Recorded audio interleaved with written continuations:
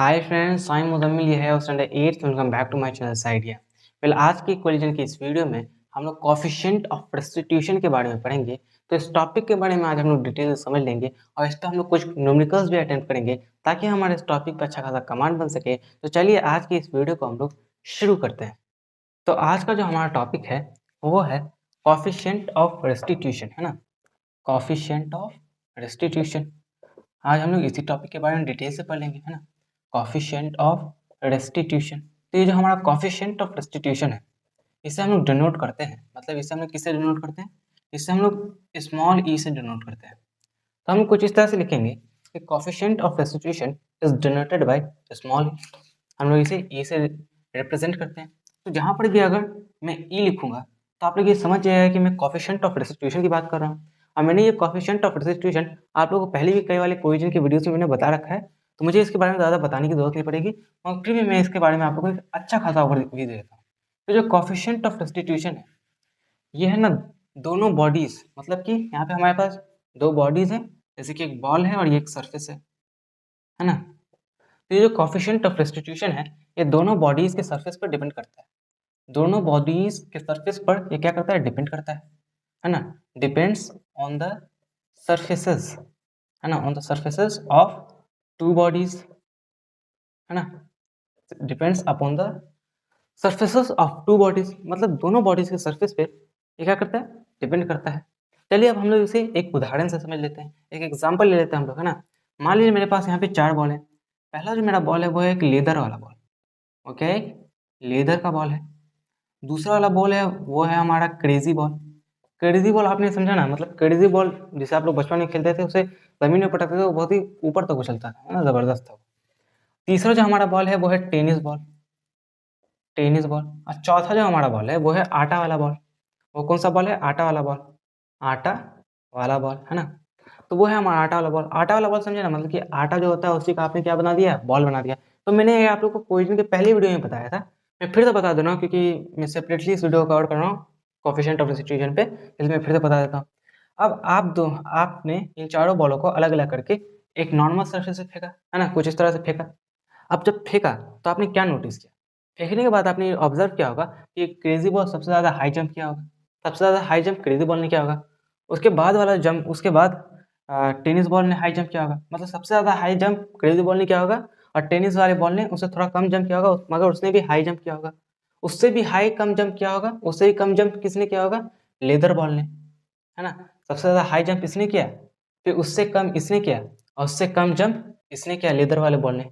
और सबसे ज़्यादा कम जंप कौन करेगा, ये आटा वाला बॉल। ये आटा वाला बॉल तो सरफेस से चिपक ही जाएगा, मतलब ये वाला आटा वाला ball stick to the surface, है ना, सरफेस से क्या कर जाएगा, ये चिपक ही जाएगा। तो हमें क्या पता चलता है कि इन चारों बॉलों को हमने फेंका।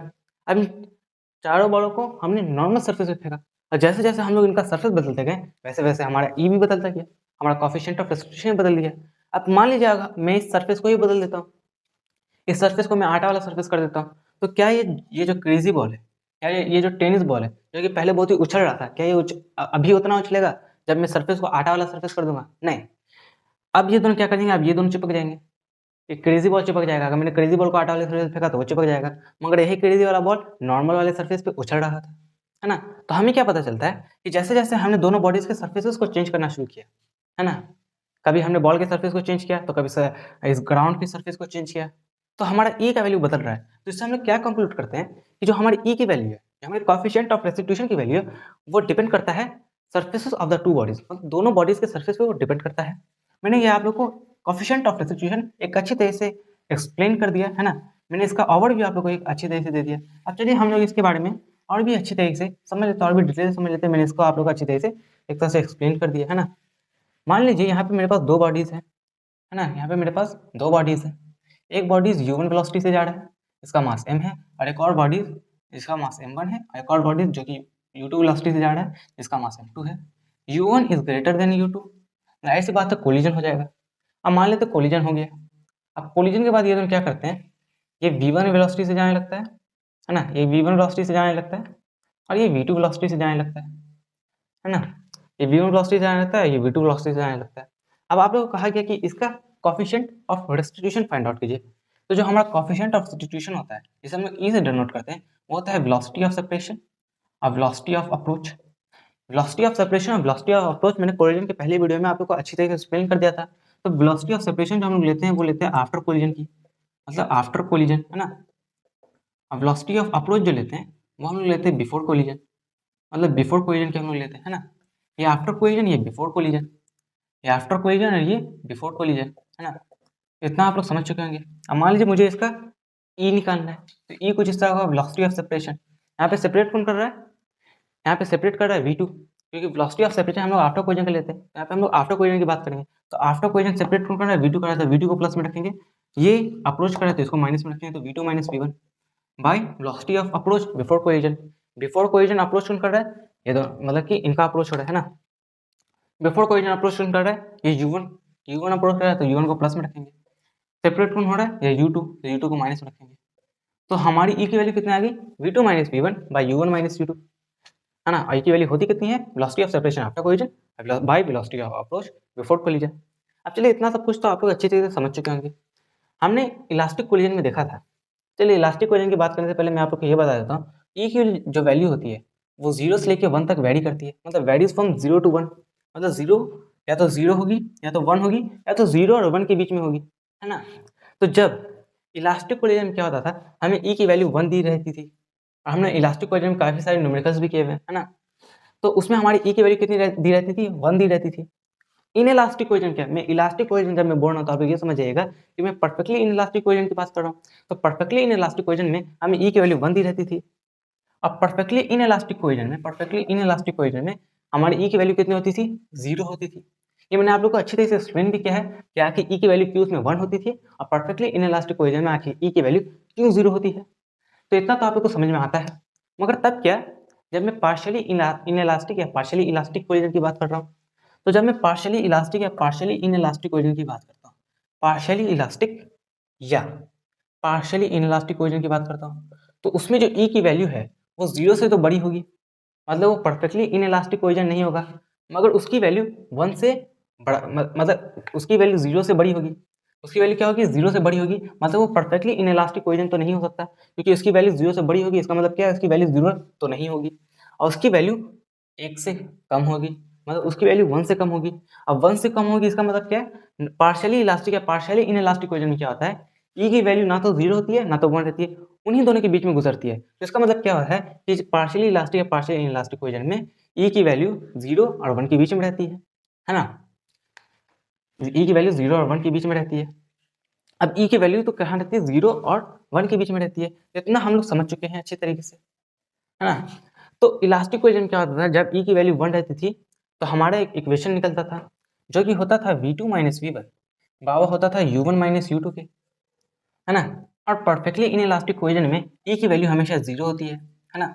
ई की वैल्यू हमेशा क्या होती है, 0 होती है। और मैंने आप लोग को ये भी अच्छी तरीके से बता रखा है कि आखिर क्यों ई की वैल्यू 0 होती है इन इलास्टिक कोलिजन में, और क्यों ई की वैल्यू 1 होती है इलास्टिक कोलिजन में, है ना। ये मैंने आप लोग को डिटेल से बता रखा है। और दूसरा क्या है, हमारा जो परफेक्टली पार्शियली इलास्टिक या पार्शियली इन इलास्टिक कोलिजन में ई की वैल्यू 0 और 1 के बीच में रहती है, 0 और 1 के बीच में रहती है। इसका मतलब क्या है कि ई की वैल्यू ना तो 0 है ना तो 1 है, मगर उनके बीच में है ना। इसका मतलब क्या है कि बॉडीज ना तो कंप्लीटली डिफॉर्म कर रही है और ना तो बॉडीज कंप्लीटली रिफॉर्म्ड है ना, मतलब थोड़ा रिफॉर्म्ड है और थोड़ा डिफॉर्म्ड है, तभी तो उनकी वैल्यूज 0 और 1 के बीच में है, ना तो वो कंप्लीटली 0 है और ना तो वो कंप्लीटली 1 है। इसका मतलब क्या है, वो ना तो पूरा पूरा डिफॉर्म कर दिया ना तो पूरा पूरा डिफॉर्म कर रही है। इसी को हम लोग कहते हैं पार्शियली इलास्टिक या पार्शियली इन इलास्टिक कोलिजन। इसलिए हमने इसका नाम क्या रखा है, पार्शियली इलास्टिक या पार्शियली इन इलास्टिक कोलिजन, मतलब थोड़ा डिफॉर्म किया और थोड़ा डिफॉर्म किया, है ना। तो और थोड़ा डिफॉर्म नहीं किया और थोड़ा डिफॉर्म नहीं किया, इसी का इसका मतलब यही होता है। तो जब ई की वैल्यू 0 और 1 के बीच में हो तो हम क्या कंक्लूड करते हैं कि जो वेलोसिटी ऑफ सेपरेशन है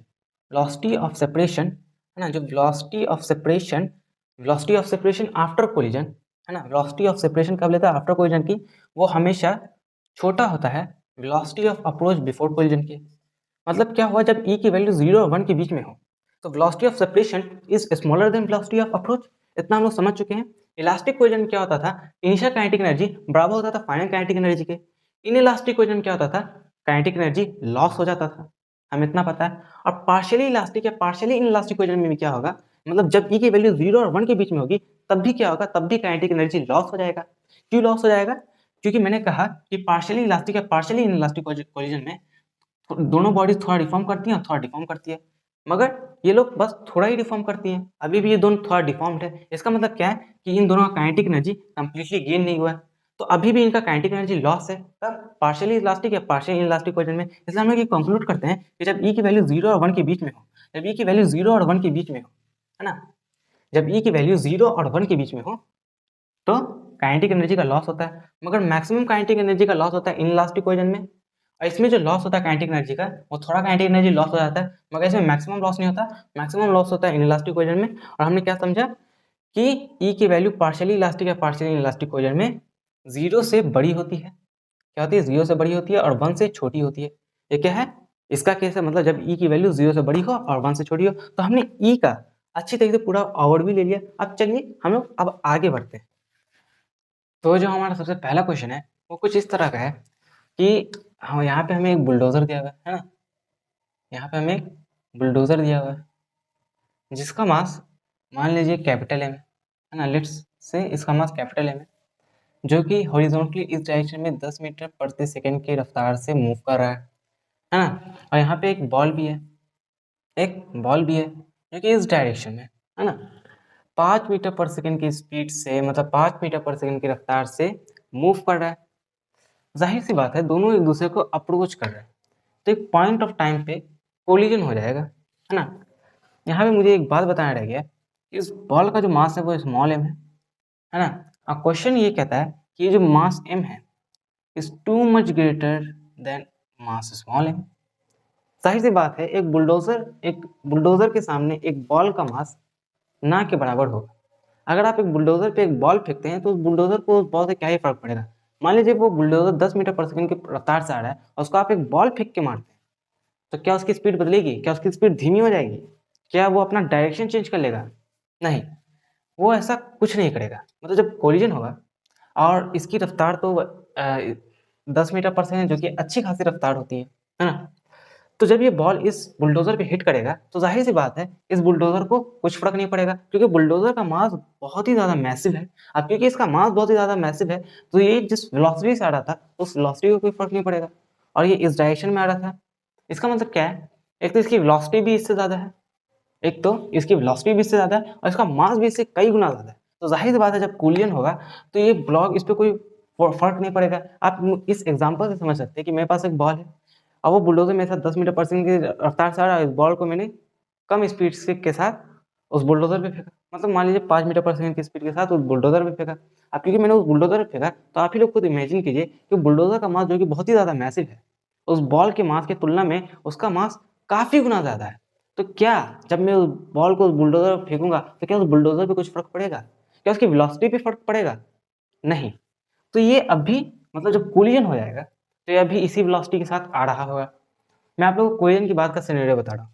कोलिजन के पहले का सिनेरियो था दोनों इनिशियल वेलोसिटी से आ रहे थे, अब क्योंकि दोनों एक दूसरे को अप्रोच भी कर रहे हैं, है ना, तो एक पॉइंट ऑफ टाइम पे कोलिजन हो जाएगा। तो जाहिर सी बात है इसका मास बहुत ज़्यादा है तो इसके वेलोसिटी पे फर्क नहीं पड़ेगा। तो कोलिजन के बाद क्या सिनेरियो रहता है ना, हम लोग देख लेते हैं कोलिजन के बाद क्या सिनेरियो रहता है। तो कोलिजन के बाद क्या होता है, यह जो ब्लॉक है ये अब भी उसी वेलोसिटी के साथ चल रहा होगा और इसी डायरेक्शन में चल रहा होगा, क्योंकि इससे तो कुछ फर्क पड़ेगा नहीं। कोलिजन के बाद इस बॉल का वेलोसिटी मान लेते हैं v हो जाता है, जो कि इस डायरेक्शन में जाता है ना। इस बॉल का वेलोसिटी कितना हो जाता है? v हो जाता है। लेट्स से कोलिजन के बाद इस बॉल का वेलोसिटी v हो जाता है। देखिए जैसे ही आप उस बॉल को उस बुलडोजर फेंकेगा, जाहिर सी बात है वो बॉल वापस आपकी तरफ आएगा, है ना, वापस इस डायरेक्शन में आएगा, मतलब जिस डायरेक्शन में फेंका था उसका अपोजिट डायरेक्शन से लौट के आ जाएगा, है ना। जाहिर सी बात है ये बॉल ही उल्टा वापस आना पड़ेगा और ये बुलडोजर अपनी उसी वेलोसिटी के साथ आ रहा होगा, इसी डायरेक्शन में आ रहा होगा, मगर बॉल की वेलोसिटी बदल चुकी होगी। बॉल का मास छोटा है, अब बॉल की वेलोसिटी में बिल्कुल फर्क पड़ा होगा जब वो कोलाइड किया होगा किसके साथ? बुलडोजर के साथ। जब वो कोलाइड किया होगा तो जब वो बुलडोजर के साथ कोलाइड किया, है ना, तो एक तो उसकी वेलोसिटी बदल गई, एक तो वो इस डायरेक्शन में आ रहा है। अब वो किस डायरेक्शन में आ रहा है? इस डायरेक्शन में आ रहा है v वेलोसिटी के साथ। अब बुलडोजर उसी डायरेक्शन में उसी स्पीड के साथ जा रहा है जैसे वो इनिशियली था, अब भी वो वैसे ही, कोलिजन के बाद भी वो वैसे ही है। तो हमें ये v फाइंड आउट करना है, v फाइंड आउट करना है। और v फाइंड आउट करने से पहले मैं आप लोग को ये बता देना चाहता हूँ, जो हमारा कोफिशिएंट ऑफ रेस्टिट्यूशन है वो 1/2 है। इसका मतलब क्या हुआ, ना तो ये परफेक्टली इलास्टिक कोलिजन है और ना तो ये परफेक्टली इनइलास्टिक कोलिजन है। इसका मतलब है ये पार्शियली इलास्टिक है, पार्शियली इनइलास्टिक कोलिजन है, क्योंकि ई की वैल्यू है ना, 0 से बड़ी है और 1 से छोटी है, मतलब 0 और 1 के बीच में है ई की वैल्यू, है ना। तो चलिए इस क्वेश्चन को बिना किसी देरी के सॉल्व करते हैं, है ना।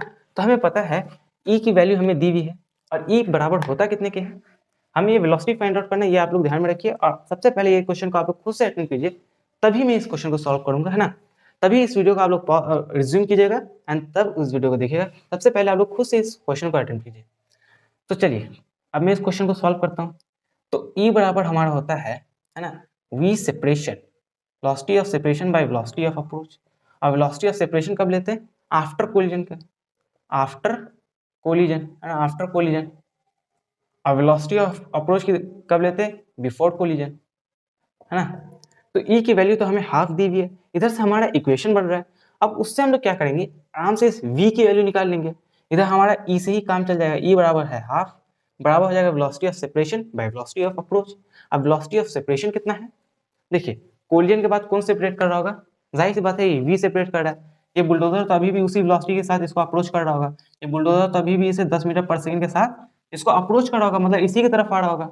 मगर इस कोलिजन के बाद जो सेपरेट कर रहा होगा वो ये वाला बॉल कर रहा होगा, जो कि इस डायरेक्शन में वी वेलोसिटी के साथ जा रहा है। तो सेपरेट कौन कर रहा है, कोलिजन के बाद कौन सेपरेट कर रहा है, ये बॉल सेपरेट कर रहा है वी वेलोसिटी के साथ। तो बॉल तो वी को हम लोग प्लस में रखेंगे, मतलब इसके वेलोसिटी को हम लोग प्लस में रखेंगे। और क्योंकि ये अप्रोच कर रहा है 10 मीटर पर सेकंड के साथ, तो इसकी वेलोसिटी को माइनस में रखेंगे, तो -10 bye velocity of approach. Velocity of approach before collision कर लेते हैं, तो कोलिजन के पहले अप्रोच कौन कर रहा है, तो दोनों ही एक दूसरे का अप्रोच कर रहे हैं, मतलब दोनों ही एक दूसरे के नजदीक आना चाहते हैं, दोनों ही एक दूसरे के पास आ रहे हैं, इसका मतलब दोनों एक दूसरे का अप्रोच करें। और क्योंकि दोनों एक दूसरे का अप्रोच करें तो दोनों के वेलोसिटीज को हम लोग प्लस में रखेंगे, जो कि हो जाएगा 10 + 5। और 10 + 5 बराबर होता है 15 के, है ना। तो इधर से हम लोग ये कंक्लूड करते हैं कि v - 10 बराबर हो जाएगा 15/2 के, है ना। तो जाहिर सी बात है v बराबर हो जाएगा 15/2 + 10 and it will be equals to, है ना, it will be equal to 35/2 metre पर सेकेंड। ये किसकी वेलोसिटी है, ये इस बॉल की वेलोसिटी है। तो हमें बॉल की वेलोसिटी पता चल गई, जो ये कितनी है 35/2 मीटर पर सेकेंड।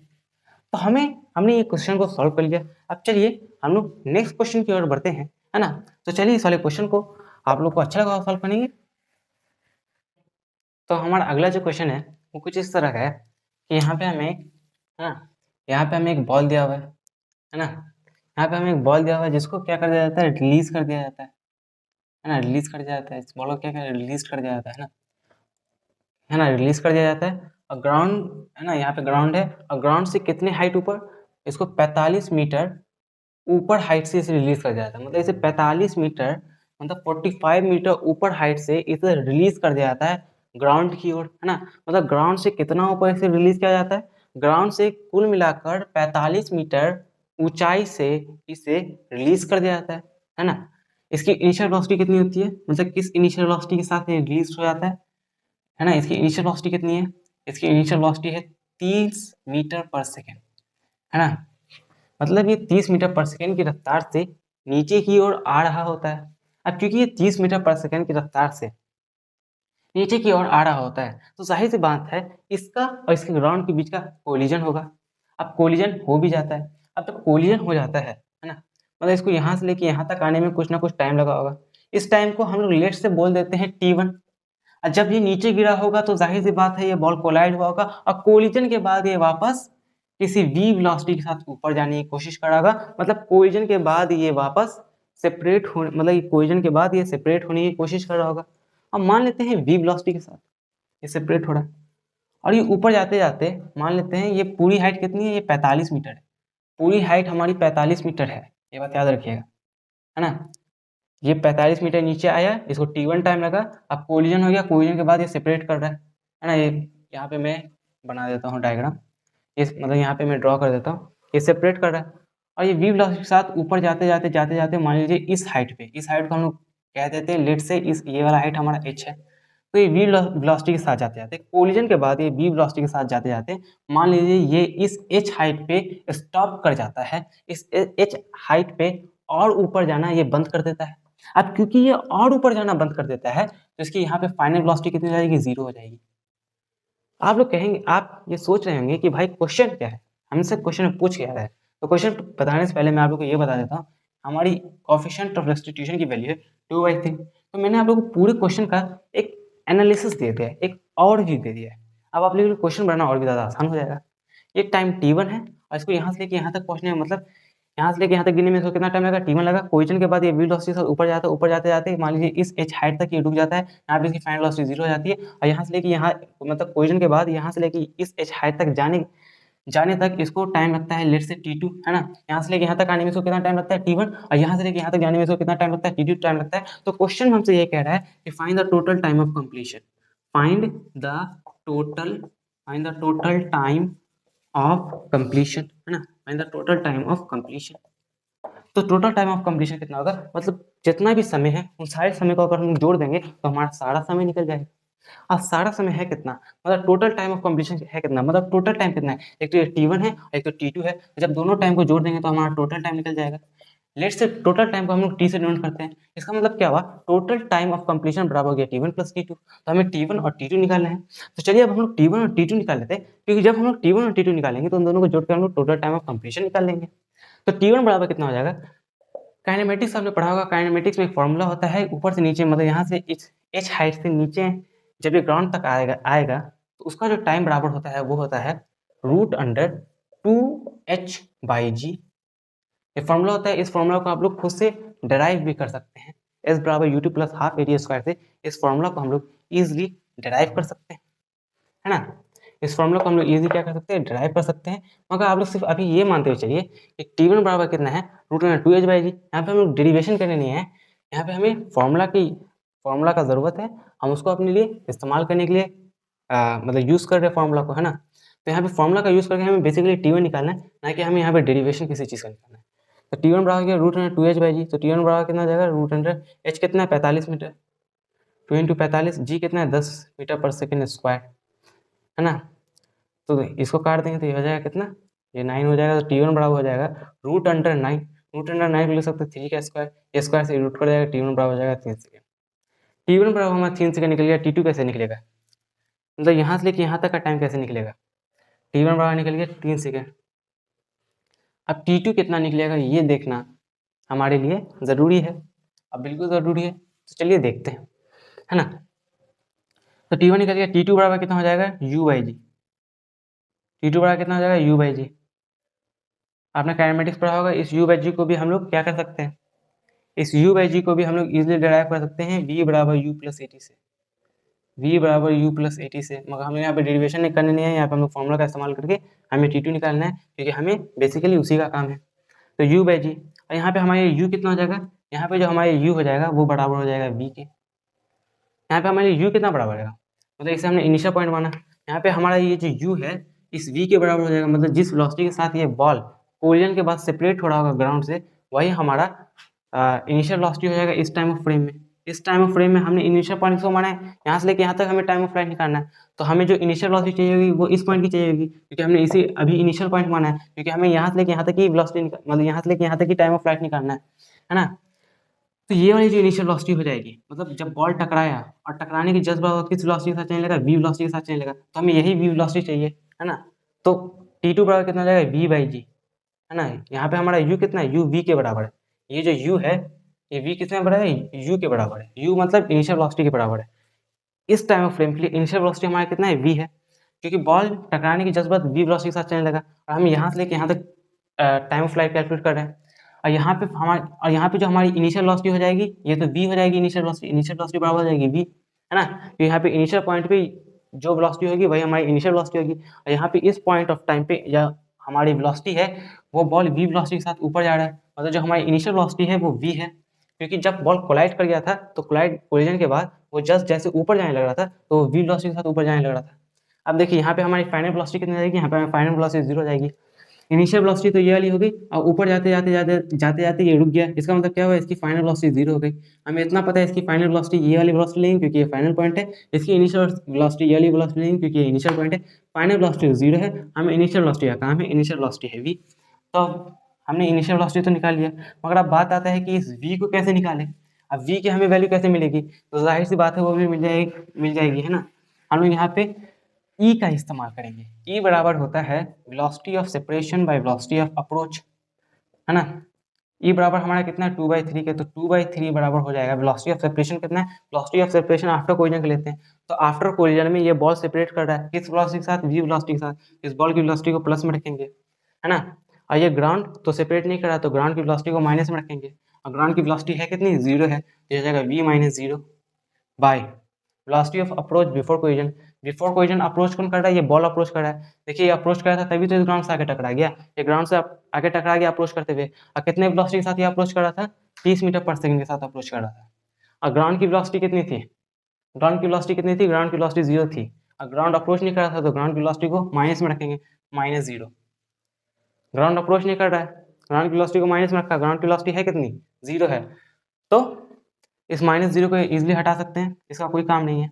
30 - 0 तो 30 ही होता है, और v - 0 तो v ही होगा, मतलब इन दोनों का जो वेलोसिटी ऑफ सेपरेशन कितना हो जाएगा, मतलब इसका वेलोसिटी ऑफ सेपरेशन कितना हो जाएगा, v ही रहेगा, इसका वेलोसिटी ऑफ अप्रोच कितना रहेगा, 30 मीटर पर सेकंड ही रहेगा। ऐसा क्यों, क्योंकि ग्राउंड की तो कुछ खुद की कुछ वेलोसिटी थी नहीं, तो वो क्या तो कहते हैं, है ना, उसकी कुछ वेलोसिटी थी नहीं, है ना, तो v - 0 किया तो v आ गया, 30 - 0 किया फिर भी 30 ही आ गया, तो -0 लिखने का कोई मतलब बनता नहीं है।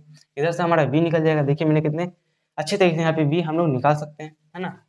यहाँ पे आप लोग देख सकते हैं ये 3 से 30 कट जाएगा, हो जाएगा 10, v 10 उधर चला जाए तो बच जाएगा 10 × 2, दैट हो जाएगा 20 मीटर पर सेकेंड, है ना। अब जल्दी से हम लोग t2 निकाल लेते हैं। t2 बराबर कितना होता है, u/g, u कितना हमारा 20 और g कितना है 10, ये हो गया 2 सेकेंड, है ना। अब टोटल टाइम ऑफ कंप्लीशन कितना है, t1 + t2, t1 कितना हमारा 3 सेकेंड, t2 कितना है 2 सेकेंड, तो कितना हो जाएगा t1 + t2 बराबर हो जाएगा 5 सेकेंड, जो कि हो गया हमारा टोटल टाइम ऑफ कंप्लीशन के, तो इतना हमने आराम से निकाल लिया। चलिए ये वाला क्वेश्चन आप लोग को बहुत ही ज़्यादा पसंद आया होगा, मैं आशा करता हूँ अच्छा खासा आप लोग को ये वाला क्वेश्चन लगा होगा, है ना। तो अब हमसे क्या कह रहा है, एवरेज वेलोसिटी निकालने के लिए, है ना, एवरेज वेलोसिटी निकालने के लिए, जो कि होता है डिस्प्लेसमेंट बाय टाइम, क्या होता है, डिस्प्लेसमेंट बाय टाइम होता है। अब चलिए एवरेज वेलोसिटी अब हम लोग कैसे निकालेंगे, है ना। सबसे पहले हमें उसके लिए डिस्प्लेसमेंट निकालना पड़ेगा, टाइम हमारा निकला हुआ, टाइम कितना हमारा 5 सेकेंड, टाइम तो हमारा निकला हुआ, डिस्प्लेसमेंट निकालना पड़ेगा, डिस्प्लेसमेंट कितना होगा, चलिए देखिए। अब डिस्प्लेसमेंट निकालने के लिए, है ना, जाहिर सी बात है इसने 45 मीटर कवर किया, तो इसका 45 मीटर खाते में लिखा जाएगा। अब 45 मीटर के बाद भी तो ये ऊपर गया, मान लीजिए एच हाइट तक ऊपर गया था, हमें यही एच हाइट निकालना है। एच हाइट हम लोग कैसे निकालेंगे, है ना, काइनेमेटिक्स में आप लोग जानते होंगे मैक्सिमम हाइट का फॉर्मूला कितना होता था, u²/2g, u कितना हमारा 20 मीटर पर सेकेंड, मतलब 20 मीटर पर सेकेंड का स्क्वायर, है ना, बाई 2g, 2 × 10, 20 का स्क्वायर कितना हो जाएगा 20 × 20, ये 10 से ये 0 कट गया, है ना, ये 2 से ये 2 कट गया, एच बराबर हो गया 20 मीटर। मैक्सिमम हाइट हमारा निकल गया 20 मीटर, इसने पहले ही 45 मीटर कवर कर लिया था, अब ये और अपने वजन से बोखराज बन रहा था, तो ये ऊपर और 20 मीटर कवर कर लिया, तो हमारा डिस्प्लेसमेंट कितना हो गया, इस 45 मीटर में से ये एच हाइट घटा देंगे तो हमारा ये डिस्प्लेसमेंट निकल जाएगा। इसने पहले ही 45 मीटर कवर कर लिया था, मगर ये क्या किया, ये उल्टा 20 मीटर, है ना, और कवर कर लिया, 20 मीटर उल्टा ऊपर की तरफ कवर कर लिया, तो इसका 20 मीटर डिस्प्लेसमेंट घट जाएगा।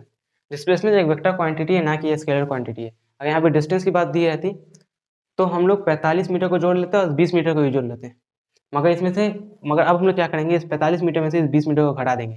ये 20 मीटर तो इसने पहले ही फालतू का ऊपर, ये तो पहले ही ऊपर आ गया, है ना, तो इसने बेसिकली कवर कितना किया, डिस्प्लेसमेंट, एक्चुअल डिस्प्लेसमेंट इसने कवर कितना किया, सिर्फ इतना। इतना को अब हम लोग कैसे निकालेंगे, इस पूरे हाइट में से इस वाले हाइट को माइनस कर देंगे। ये पूरा हाइट है कितना, 45 मीटर है, तो 45 मीटर में से ये वाला हाइट माइनस कर देंगे, ये वाला हाइट हमने निकाल लिया, वो कितना है 20 मीटर है, तो पूरे हाइट में से अगर इस 20 मीटर को माइनस कर देंगे तो हमारा डिस्प्लेसमेंट निकल जाएगा। चलिए देख लेते डिस्प्लेसमेंट कैसे निकलेगा, है ना। तो देखिए इसने पहले ही 45 मीटर कवर कर लिया था, अब इसने, है ना, फिर क्या किया, ये अपने में से बहुत ज़्यादा काबिल बनने लगा, इसने 20 मीटर और ऊपर कवर कर लिया, तो ये वाला डिस्टेंस तो फालतू चला गया, है ना, ये वाला डिस्टेंस जो इसने 45 मीटर कवर किया तो बहुत अच्छी बात है, मगर ये 20 मीटर और ऊपर आ गया, मतलब ये एक्चुअली ये कितना डिस्प्लेसमेंट कवर किया, सिर्फ यहाँ से लेके यहाँ तक, क्योंकि ये तो 20 मीटर तो और ही ऊपर आ किया ना उल्टा, और 20 मीटर तो बर्बाद किया, है ना। तब हम लोग क्या कहेंगे, इसने एक्चुअल जो डिस्प्लेसमेंट कवर किया वो यहाँ से लेके यहाँ तक किया, जो कि हो जाएगा 45 - 20, जो कि हो जाएगा 25 मीटर। हमारा डिस्प्लेसमेंट निकल गया जो कि है 25 मीटर, हमारा डिस्प्लेसमेंट कितना निकल गया 25 मीटर। तो जल्दी से हम लोग इधर 25 लिखेंगे, नीचे टाइम 5 है, इसको इससे काटेंगे तो एवरेज वेलोसिटी हमारा कितना निकल गया 5 मीटर पर सेकेंड। ये हमारा 5 मीटर पर सेकेंड, ये हमारा फाइनल आंसर है। मैं आशा करता हूँ कि आप लोग को ये सारी चीज़ अच्छी तरह समझ में आ चुकी होंगी। तो चलिए अब हम लोग कुछ यूनिक तरह के क्वेश्चन की ओर बढ़ते हैं। तो अब जो मैं आप लोगों को कंसेप्ट बताने वाला हूँ वो एक बहुत ही ज़्यादा यूनिक सा कंसेप्ट है। तो चलिए इस कंसेप्ट के बारे में हम लोग डिटेल से समझ लेते हैं। यहाँ पे मेरे पास एक बॉल दिया हुआ है जो कि इस डायरेक्शन में v वेलोसिटी के साथ आ रहा है, मतलब इसकी x डायरेक्शन में वेलोसिटी है और इसकी y डायरेक्शन में वेलोसिटी है। तो मान लेते हैं इसकी x डायरेक्शन में क्या वेलोसिटी है, इसकी x डायरेक्शन में वेलोसिटी है vx और इसकी y डायरेक्शन में वेलोसिटी है vy, है ना। ये v वेलोसिटी के साथ इसकी नेट वेलोसिटी है वो नेट वेलोसिटी के साथ नीचे आ रहा है। तो यहाँ पे एक ग्राउंड पड़ा हुआ है जो कि रेस्ट पर है, और कहाँ पर है, रेस्ट पर है। अब ये जो ग्राउंड है, ये बॉल क्या करता है, इस ग्राउंड को अप्रोच कर रहा है, तो जाहिर सी बात है कोलिजन हो जाएगा। जब कोलिजन हो जाता है तो ये बॉल इस ग्राउंड के यहाँ पे आ जाएगा, है ना। कोलिजन हो जाता है तो कोलिजन हो जाने के जस्ट बाद ये इसकी जो हॉरिजॉन्टल वेलोसिटी कितनी हो जाएगी, v डैश y। पहले इसकी हॉरिजॉन्टल वेलोसिटी कितनी थी, vy थी, नीचे की तरफ। अब कोलिजन हो गया, जाहिर सी बात है ये बॉल ऊपर की तरफ जाने की कोशिश करेगी। तो ये जो कोलिजन हुआ है, जाहिर सी बात है ये जो v वेलोसिटी है जो कि इसको नीचे लाने का काम कर रही थी, इस vy वेलोसिटी की वजह से ही हुआ है। अब कोलिजन हो गया तो इस vy वेलोसिटी, ये जो vy वेलोसिटी है वो चेंज हो जाएगी। तो चलिए हम लोग उसको नाम दे दी v डैश y। अब मुझे आप लोग ये बताइए क्या पूरे प्रोसेस के दौरान हॉरिजॉन्टल वेलोसिटी चेंज होगी? नहीं, ये तो बच्चा बच्चा भी जानता है कि हॉरिजॉन्टल वेलोसिटी कभी चेंज नहीं होगी, है ना। इस प्रोसेस में तो हॉरिजॉन्टल वेलोसिटी बिल्कुल चेंज नहीं हो रही है। अब क्योंकि हॉरिजॉन्टल वेलोसिटी कोई चेंज नहीं हो रही है ना, तो हॉरिजॉन्टल वेलोसिटी क्या ही रहेगी, वो अभी भी vx रहेगी। हॉरिजॉन्टल वेलोसिटी चेंज नहीं होगी, इतना हमें पता है और इतना हमें आता है। इसकी कुछ नेट वेलोसिटी होगी जिसे हमने v नेट कह दिया, है ना। तो ये इससे टकराया, है ना, और इसकी हॉरिजॉन्टल वेलोसिटी vx की vx ही रह गई। हॉरिजॉन्टल वेलोसिटी में कोई चेंज नहीं है, जो चेंज हुआ वो वर्टिकल वेलोसिटी में हुआ, जिसको हमने नाम दे दिया v डैश है। अब ये जो हमने इतना सब कुछ समझ लिया, अब हम लोग समझ लेते हैं कि यहाँ पे जो कॉफिशिएंट ऑफ रेस्टिट्यूशन है वो हमारा ई है। कॉफिशिएंट ऑफ रेस्टिट्यूशन कितना है, हमारा ई है। अब आप लोग मुझे ये बात बताइए, क्या इस कॉफिशिएंट ऑफ रेस्टिट्यूशन का इस्तेमाल करके आप लोग इस v डैश y की वैल्यू निकाल सकते हैं? अगर निकाल सकते हैं तो इससे हमारा काफ़ी ज़्यादा इंपॉर्टेंट रिजल्ट आएगा, जिस रिजल्ट के बलबूते हम लोग आने वाले कई सवालों को ईजिली अटेंड कर सकते हैं, जो रिजल्ट हमें आने वाले कई सवालों में बहुत ही ज़्यादा काम आने वाला है। तो इस रिजल्ट को एकदम ध्यान से देखिएगा, ये जो भी करने जा रहा हूँ उसे एकदम ध्यान से देखिएगा, एकदम फुल कंसंट्रेशन के साथ देखिएगा, है ना। तो ई बराबर हमारा होता है velocity of separation by velocity of approach. Velocity of separation हम लोग लेते हैं कोलिजन के बाद, और वेलोसिटी ऑफ अप्रोच लेते हैं कोलिजन के पहले। तो कोलिजन के बाद वेलोसिटी ऑफ सेपरेशन, है ना। तो कोलिजन के बाद सेपरेट कौन होना चाह रहा है, ये v डैश वाई। कोलिजन के बाद सेपरेट कौन होना चाह रहा है, v डैश वाई। ये कोलिजन हुआ, सेपरेट कौन हो रहा है, v डैश वाई, तो इसको प्लस में रखेंगे, है ना। ये जो ग्राउंड की वेलोसिटी है वो तो कुछ है ही नहीं, है ना। ग्राउंड की तो कुछ वेलोसिटी है ही नहीं, तो उससे हम लोग निगलेक्ट कर देते हैं, है ना। अगर आप लोग फिर भी ग्राउंड की वेलोसिटी के साथ छेड़छाड़ करना चाहते हैं तो कर सकते हैं। अब क्योंकि ग्राउंड सेपरेट, मतलब कि अब क्योंकि ग्राउंड सेपरेट नहीं हो रहा है तो उसे हम लोग माइनस में रख देते हैं, और उसकी वेलोसिटी कितनी है, जीरो है। अब उसकी वेलोसिटी जीरो है तो v dash Y minus zero कितना हो जाएगा, v डैश वाई होगा। ये मैंने आप लोगों को पिछले वाले क्वेश्चन में भी समझाया था। अब वेलोसिटी ऑफ अप्रोच हम लोग कोलिजन के पहले लेते हैं, तो कोलिजन के पहले अप्रोच कौन कर रहा है, ये v बाय वेलोसिटी अप्रोच कर रहा है। यहाँ पे आप लोग ध्यान से देख सकते हैं इसका डायरेक्शन कितना नीचे की तरफ है, ये ग्राउंड से अप्रोच हो रहा है तभी तो कोलिजन हुआ, क्योंकि अप्रोच हो रहा है तभी कोलिजन हुआ। अप्रोच कौन कर रहा है, वी वाई कर रहा है, वी एक्स अप्रोच नहीं कर रहा है, वी एक्स अप्रोच नहीं कर रहा है, क्योंकि वी एक्स अप्रोच करता है तो वी एक्स, है ना। वी एक्स अप्रोच कैसे कर सकता है, वी एक्स तो इस डायरेक्शन में जा रहा है ना। तो जो अप्रोच कर रहा है वो वी वाई अप्रोच कर रहा है। अगर वी वाई अप्रोच नहीं करता, इसका कोई वी वाई नहीं होता, तो कभी कोलिजन होता ही नहीं, ये इसी डायरेक्शन में मूव करता रहता है। मगर क्योंकि इसके पास वी वाई भी है इसलिए ये अप्रोच कर रहा है, तो इसलिए जो वेलोसिटी ऑफ अप्रोच लेंगे वो हम लोग वी वाई लेंगे, ना कि वी एक्स। हो जाएगा वी वाई, है ना। और ग्राउंड की वेलोसिटी तो वैसे ही जीरो, उसको कोई फायदा नहीं है ना। तो बेसिकली हमारी ई की वैल्यू कितनी आ गई, वी डैश वाई बराबर वी वाई। अब हमें तो वी डैश वाई की वैल्यू निकालनी है, वी डैश वाई की वैल्यू निकल जाएगी ई वी वाई। तो इससे हमारा बहुत ही ज़्यादा इंपॉर्टेंट रिजल्ट आया।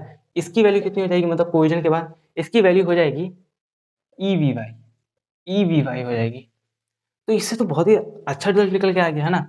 मान लीजिए अगर इस वी वाई की वैल्यू होती है हमारी 10 मीटर पर सेकेंड, तो हम लोग ईजिली कैलकुलेट कर लेते हैं वी डैश वाई की वैल्यू, और उसकी वैल्यू कितनी होती, ई वी वाई होती, है ना।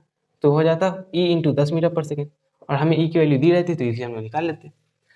तो बड़ा ही ज़बरदस्त चीज़ हुआ, है ना। अब मान लीजिए, है ना, इतना हो गया। अब ये वी डैश वाई वेलोसिटी के साथ जाने लगा, इसकी वेलोसिटी कितनी होगी, ई वी वाई होगी। इस रिजल्ट को हमेशा ध्यान में रखिए कि वेलोसिटी ऑफ, है ना, सेपरेशन, आफ्टर कोलिजन बराबर होता है velocity of E into velocity of approach before collision. इस रिजल्ट को एकदम ध्यान में गांठ बांध के रख लीजिए। इस सिनेरियो में क्या था, इस सिनेरियो में हमारा v डैश वाई कितना हो गया, वो हो गया ई इंटू वी वाई। इतना हम समझ चुके हैं, है ना। अब चलिए यहाँ पे एक और इम्पोर्टेंट रिजल्ट की ओर चलते हैं। क्या मान लीजिए ये तो वही है इस वाले वेलोसिटी के बाद, अब मान लीजिए ये बॉल जाके एक और प्रोजेक्टाइल कर लेता है ना। ये बॉल यहाँ से उछल के अब किसी दूसरे ग्राउंड पे जाके गिर जाता है ना।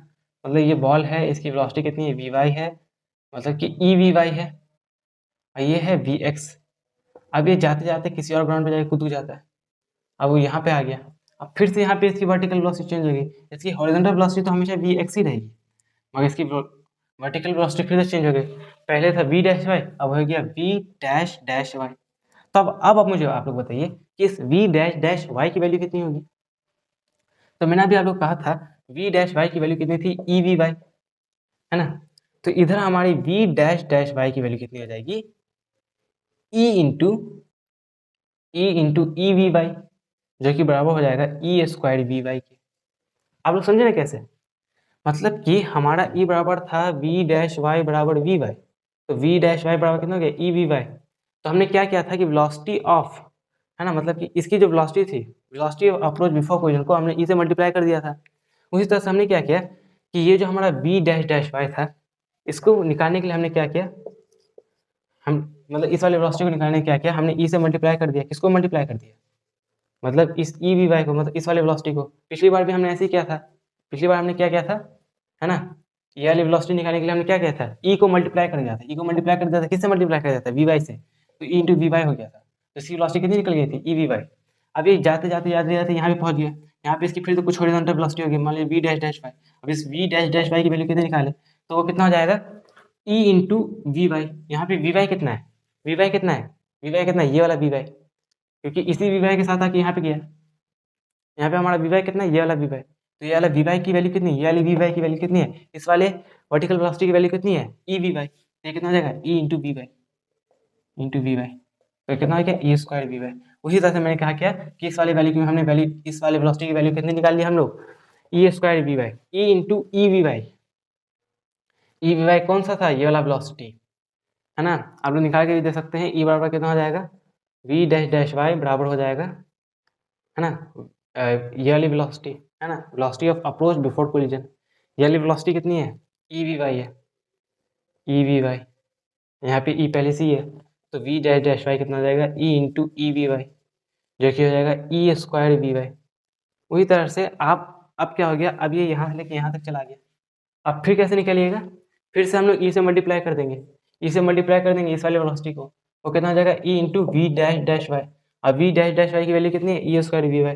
इस तरह से आप लोग निकाल सकते हैं, मतलब जितना बार कोलिजन होता रहेगा, कि जितना बार ये ग्राउंड से आगे टकराता जाएगा, हम लोग इसकी हॉरिजॉन्टल मतलब कि वर्टिकल वेलोसिटी इजीली कैलकुलेट कर सकते हैं। वो कितना हो जाता है, ई वी वाई हो जाता है हर जगह, है ना। तो वी वाई की वैल्यू तो हमें हर जगह निकल जाती है, और उससे हम बस इससे मल्टीप्लाई कर देते हैं, हमारी वैल्यू हमेशा फाइंड आउट हो जाती है। तो हमें इतना सब कुछ आता है, और हॉरिजॉन्टल वेलोसिटी कभी चेंज नहीं होगी। तो चलिए इस पर एक आध क्वेश्चन ही बना लीजिए, जिससे मुझे अच्छा लगेगा। तो अब जो हमारा क्वेश्चन है वो कुछ इस तरह का है कि ये बॉल है जो कि 10√2 मीटर पर सेकंड की स्पीड से आ रहा था, ये इस ग्राउंड टकरा जाता है ना। अब हमसे क्वेश्चन कहता है find the velocity of ball along and perpendicular to the surface.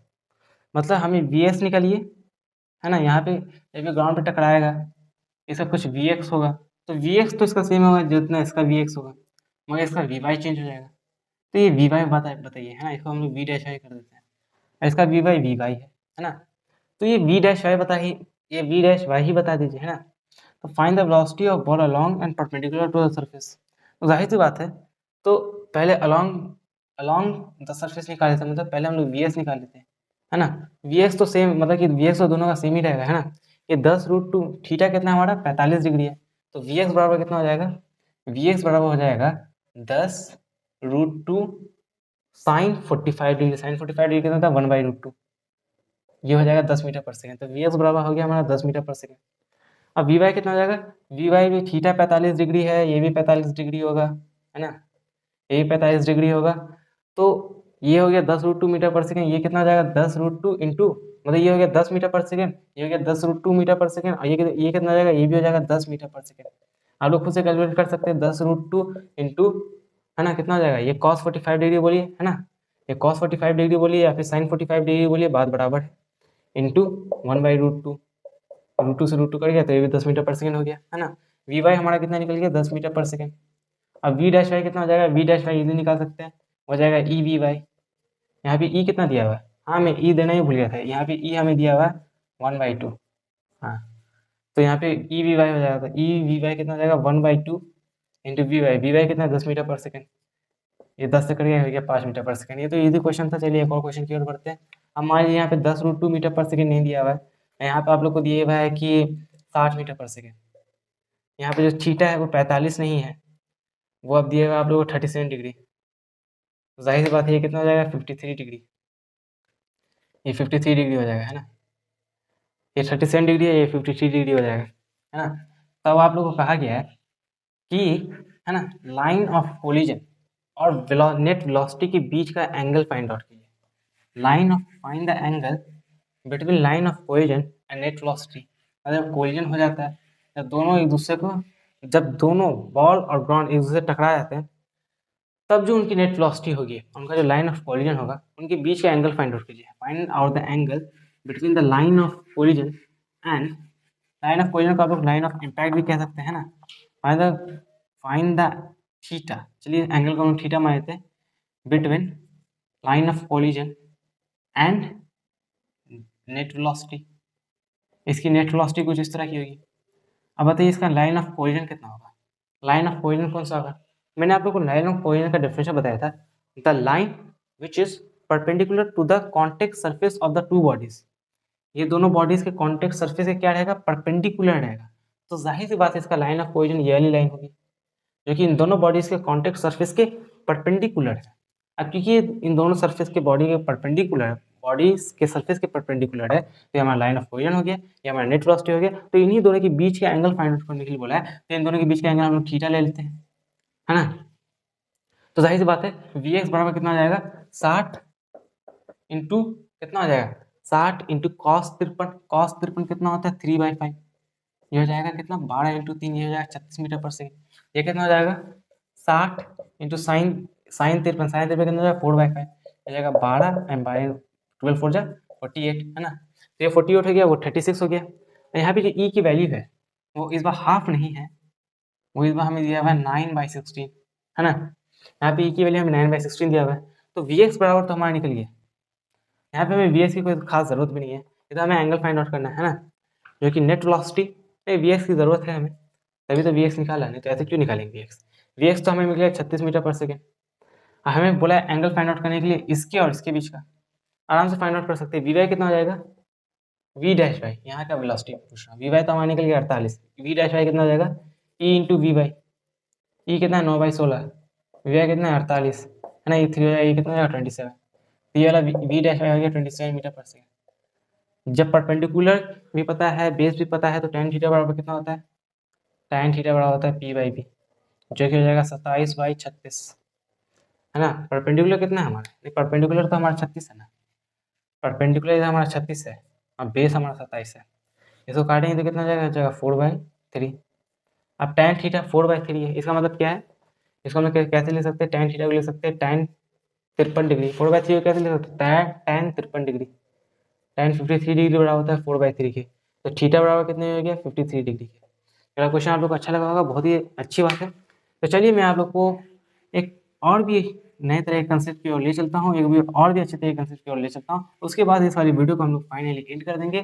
तो अब जो आप लोगों के लिए जो क्वेश्चन है वो काफ़ी ज़्यादा सिंपल सा क्वेश्चन है। तो क्वेश्चन से कुछ इस तरह का है कि यहाँ पे हमें एक, है ना, एक प्रोजेक्टाइल दिया हुआ है ना, जिसका रेंज कितना है, जिसका रेंज है R1, जिसका रेंज कितना है, जिसका रेंज है R1, है ना, और जिसको इनिशियल वेलोसिटी दे दी गई है 10 मीटर पर सेकेंड, ये एंगल है 37 डिग्री, है ना।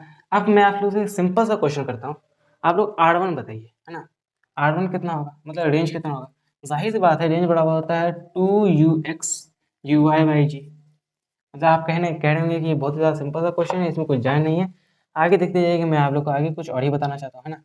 तो पहले ये सिंपल सा क्वेश्चन ट्राई कर लीजिए, ये वाला कंपोनेंट कितना हो जाएगा, ux के मतलब uy कितना हो जाएगा, uy बराबर हो जाएगा 10 इंटू cos 37 मतलब sin 37 हो जाएगा 3/5, ये हो जाएगा 6, तो ये हो जाएगा 8। तो R1 बराबर कितना हो गया 2 इंटू 6 इंटू 8 बाई जी, है ना।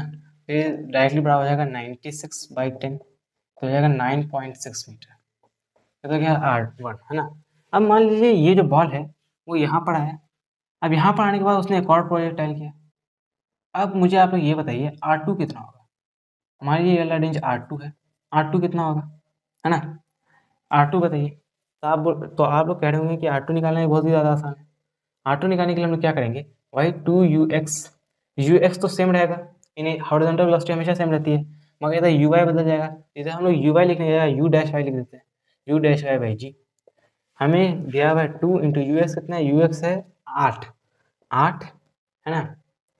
ux कितना हमारा 8 है, और जो हमारा uy है वो हमें निकालना पड़ेगा, u dash y by G by 10, है ना। u डैश y कितना आ जाएगा, जाहिर सी बात है, मैंने अभी आप लोग को बताया u डैश y होता है e इंटू यू वाई, है ना। u डैश y कितना होता है, e इंटू यू वाई है, e इंटू वी वाई, कुछ भी बोलिए, है ना। यहाँ पे मैंने e की वैल्यू नहीं दी क्या, हाँ मुझे यहाँ पे e की वैल्यू देना, मैं पता नहीं हमेशा भूल जाता हूँ। e की वैल्यू हमारी दी हुई है 1/2। चलिए यहाँ तक का रेंज आप लोगों ने निकाल लिया होगा, वो कितना है 9.6 मीटर। यहाँ तक का रेंज निकालने के लिए आप लोग को e की वैल्यू जरूरत पड़ेगी, जो कि है 1/2। तो u डैश y कितना हो जाएगा हमारा, हाफ इंटू यू वाई कितना हमारा, कितना है 6, तो हाफ इंटू 6 ये हो जाएगा 3। तो जाहिर बात है u डैश y की जगह हम लोग लिखेंगे 3, तो हो जाएगा 2 इंटू 8 16, 16 48, 48/10, तो हो जाएगा 4.8 मीटर। ये हमारा R2 निकल गया, R1 9.6, R2 4.8। अब मान लीजिए ये बॉल और भी ज़्यादा बेवकूफ़ हो गया और ये एक और प्रोजेक्टाइल ले लिया। अब ये R3 हो गया। अब मैं आप लोग से कहता हूँ R3 कितना होगा। आप लोग यहाँ पे एक चीज़ नोटिस कर रहे हैं, यहाँ पे 9.6 मीटर था, यहाँ पे 4.8 मीटर हो गया, और 9.6 का एकदम ही आधा हो गया। तो जाहिर सी बात है जो R3 होगा वो 4.8 का आधा होगा, हो सकता है और होगा, है ना। देखते कैसे। तो R3 कितना है, मैं आप लोग को वो नहीं बताने आया हूँ कि 9.6 का ये आधा हो रहा है, 4.8 का आधा हो रहा है, तो कितनी अच्छी बात हो रही है, उससे मेरा कोई कंडीशन नहीं है जो मैं अभी आप लोग को बताने वाला हूँ, है ना। ये तो मैंने आप लोग को ऐसी फैसिनेटिंग के लिए, मतलब कि लग रहा था इत्तेफाक से, मतलब कि क्योंकि यहाँ पे ई की वैल्यू हमें हाफ दी गई है ना, इसलिए ऐसा हो रहा है शायद बार बार, क्योंकि हर हर बार वेलोसिटी कितनी हो जा रही है, वी बाई हाफ हो जा रही है, तो कितना हो जा रहा है। तो इधर तो हमारा हॉरिजॉन्टल वेलोसिटी फिर से सेम रहेगा, R3 बराबर कितना हो जाएगा 2 इंटू यू एक्स, इस बार यू डैश वाई नहीं, यू डैश डैश वाई होगा, उसका हॉरिजॉन्टल वेलोसिटी फिर से बदल जाएगा ना। तो R3 पर आ जाएगा 2 इंटू 8, अब हमको यू डैश डैश वाई निकालना पड़ेगा, है ना। वो कितना होता है, यू डैश डैश वाई कितना हो जाएगा, E we Y, E into V Y. यहाँ पे वी वाई कितना है, वी वाई हम लोग ये वाला लेंगे, इसका वी वाई कितना था हमारा, इसका वी वाई था हमारा ई इंटू, है ना। इसका वी वाई कितना था हमारा, इसका वी वाई कितना था, अभी तो निकाला हमने, इसका वी वाई था 6, मतलब 3, 3 था ना इसका। इसका हमने इसको हमने क्या मान लिया था, यू डैश वाई मान लिया था, यू डैश वाई कितना निकला था, 3 निकला था।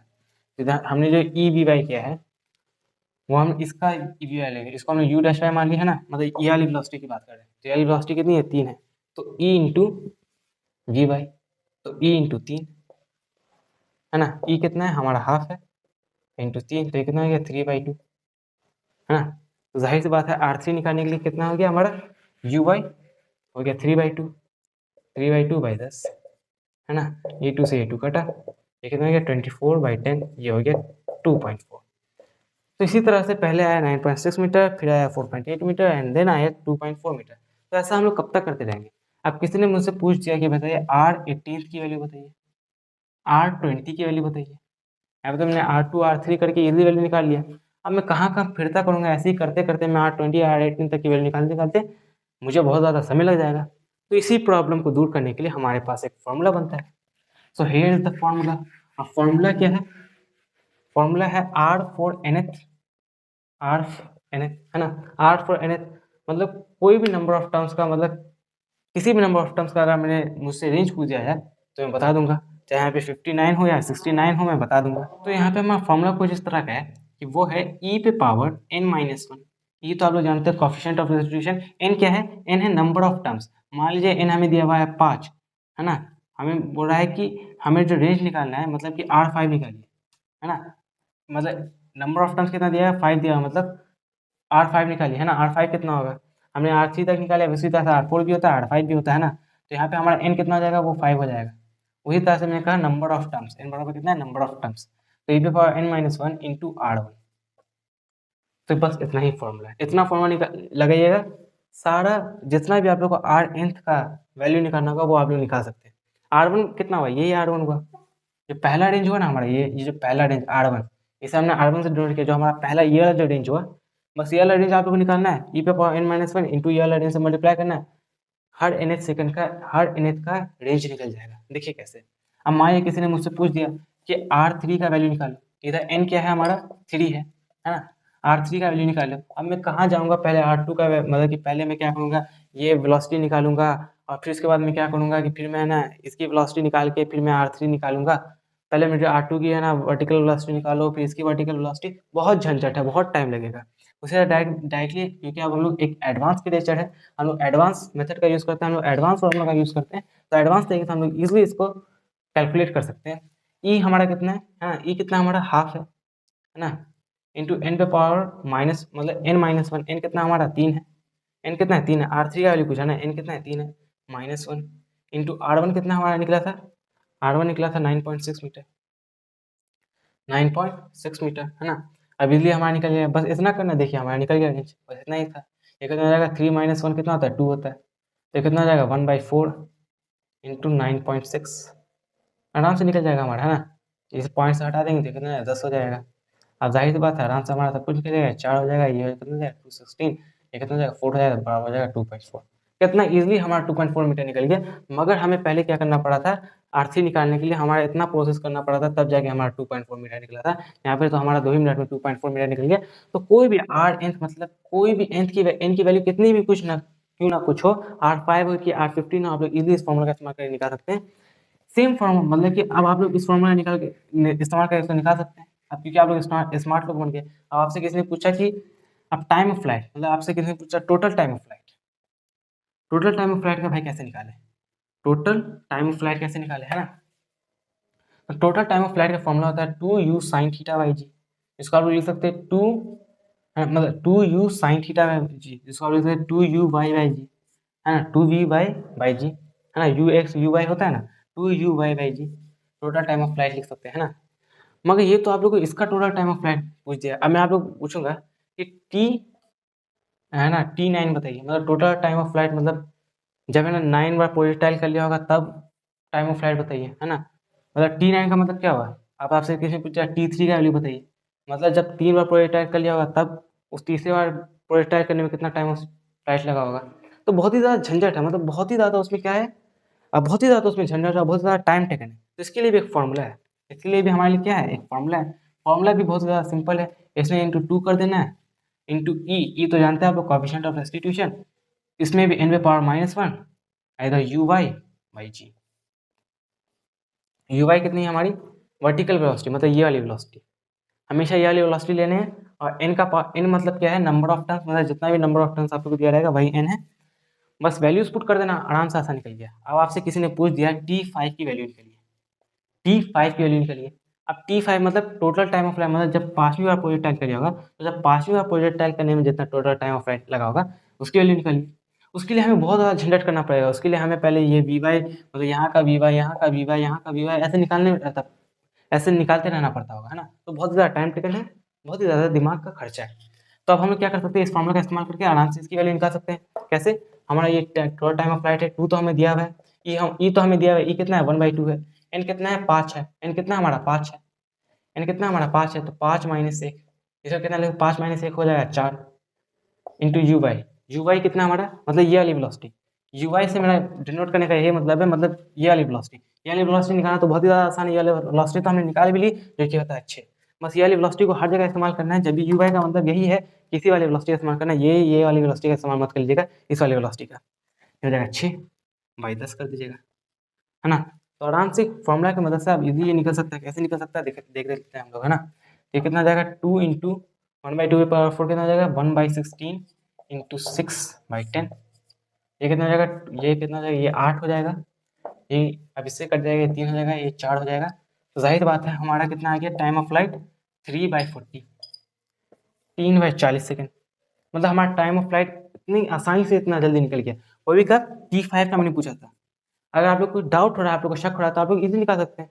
पहले इसका टाइम ऑफ मतलब इसका वेलोसिटी निकाल के, इसका वेलोसिटी निकाल के, इसका 8 4 मतलब T4 का यूज साइन थीटा निकाल के आप लोग है ना T5 है ना मैन्युअली भी कर सकते हैं या फिर इस फॉर्मूला का इस्तेमाल भी करके कर सकते हैं। तो मैं आशा करता हूँ कि आप लोग को ये वाला वीडियो बहुत ज़्यादा पसंद आया होगा। आप लोगों ने सारे कंसेप्ट को अच्छी तरीके से समझ लिया होगा। इन फॉर्मूलाज़ को आप लोगों ने अच्छी तरीके से समझ लिया होगा, इन्हें रिवाइज़ कर लीजिए। किस तरह से मैंने रेंज का तो मामला क्लियर कर दिया, जो टाइम ऑफ फ्लाइट था उसमें सिर्फ ये फॉर्मूला बैठाना है। चाहे T5 हो, T6 हो, T7 है, आराम से आप लोग इज़िली निकाल सकते हैं। अगर आप लोग को फिर भी डाउट हो तो आप लोग खुद से ये काम कर सकते हैं, है ना? मतलब पहले क्या तो कहते हैं इसका टाइम ऑफ फ्लाइट निकाला, उसका टाइम ऑफ फ्लाइट निकाला, मतलब कि बहुत ही ज़्यादा झंझट है। डायरेक्ट इस फॉर्मूला का इस्तेमाल करके आराम से हम लोग टाइम ऑफ फ्लाइट निकाल सकते हैं। पहले क्या करना पड़ता था हमें, इसकी वर्टिकल वेलोसिटी निकालनी पड़ती थी, इसकी वर्टिकल वेलोसिटी निकालनी पड़ती थी, फिर उसकी वर्टिकल वेलोसिटी निकालो, तो टाइम कंज्यूम है ना? डायरेक्ट ये फॉर्मूला का इस्तेमाल करो, एक वर्टिकल वेलोसिटी दी हुई है, e पे पावर -1 करो, आराम से टाइम ऑफ फ्लाइट निकल जाएगा। तो मैं आशा करता हूँ कि आप लोगों को सारा कंसेप्ट अच्छी तरह समझ में आ गया होगा। मेरा एक बहुत ही ज़्यादा बस एक आखिरी क्वेश्चन बचा था, जो कि बहुत ही ज़्यादा अच्छा क्वेश्चन था, क्योंकि वीडियो की लेंथ बहुत ही ज़्यादा लंबी हो रही है, तो उस क्वेश्चन को हमें स्किप करना पड़ेगा। वो क्वेश्चन हम लोग फिर कभी करेंगे, है ना? फिर कभी नेक्स्ट वीडियो में हम लोग वो वाला क्वेश्चन करेंगे। तो हमारी अगली जो वीडियो आने वाली है, वो ऑब्लिक कोलिजन पे आने वाली है, जो कि हमारी इस कोलिजन सीरीज़ का आखिरी वीडियो है, इस कोलिजन सीरीज़ का लास्ट वीडियो है, तो वाला वीडियो देखना भूलिएगा मत। तब तक के लिए मिलते हैं नेक्स्ट वीडियो में, तब तक के लिए keep learning, keep studying and keep growing.